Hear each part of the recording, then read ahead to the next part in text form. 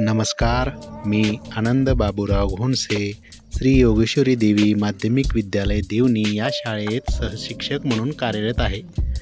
आज मी तुम्हाला मराठी विषयामध्ये जे वाक्यप्रचार असतात, वाक्यप्रचार, म्हणी, अलंकार यामुळे आपल्या मराठी भाषेला एक वेगळंच सौंदर्य प्राप्त होतं आणि त्यामध्ये वाक्यप्रचार जे आहेत ते खूप प्रभावी ठरतात।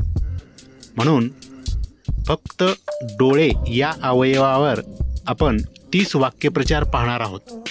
पहिला वाक्यप्रचार, डोळा लागणे म्हणजे झोप लागणे। दुसरा वाक्यप्रचार, डोळा मारणे म्हणजे इशारा करणे।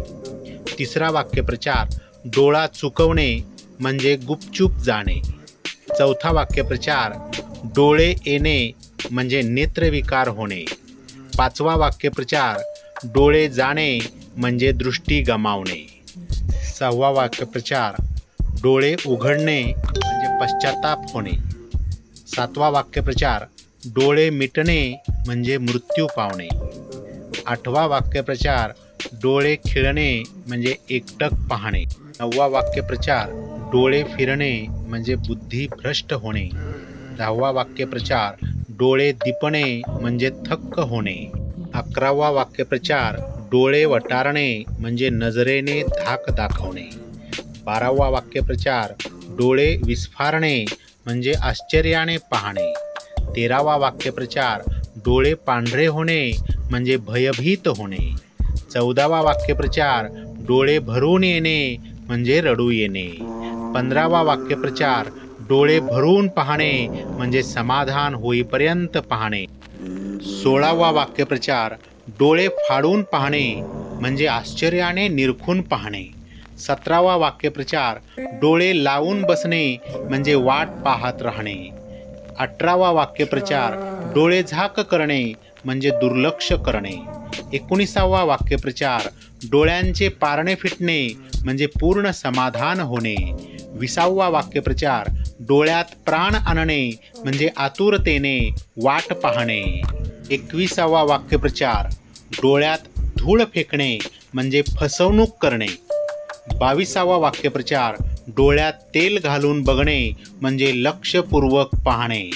23वा वाक्यप्रचार, डोळ्यात डोळे घालून पाहणे म्हणजे एकमेकांकडे प्रेमाने बघणे।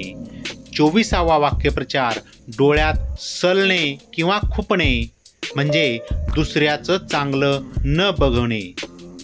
25वा वाक्यप्रचार, डोळ्यात अंजन घालणे म्हणजे दुसऱ्याला परखडपणे त्याची चूक दाखवणे किंवा दाखवून देणे। 26वा वाक्यप्रचार, डोळ्यावर कातडे ओढणे म्हणजे जाणून बुजून दुर्लक्ष करणे। 27वा वाक्यप्रचार, डोळ्याला डोळा नसणे म्हणजे काळजीमुळे झोप न लागणे। 28वा वाक्यप्रचार, डोळ्याला डोळा भिडवणे म्हणजे नजरेतून राग व्यक्त करणे।